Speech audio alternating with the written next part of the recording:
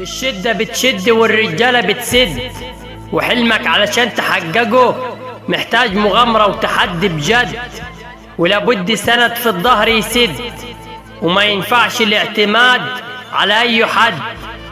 اختار الرفيق قبل الطريق، لأن هو اللي هيشجعك وهينفعك في الدقيقة.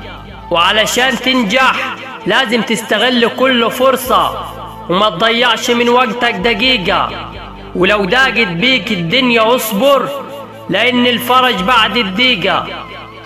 ولو خسرت مرة ما تستسلمش، الخسارة مش عيبة، الخسارة خبرة عن تجربة، والعيبة هي انك تستسلم بعد اول خسارة. لا، قوم وقف من جديد، خلي عزمك شديد، ما تخليش ضعفك في يوم يكسرك، خلي ارادتك قوية وربنا هينصرك. حلمك علشان تحققه لازم تتحدى المستحيل، فاوعى تيأس في يوم، اوعى تضعف وتشيل الهموم.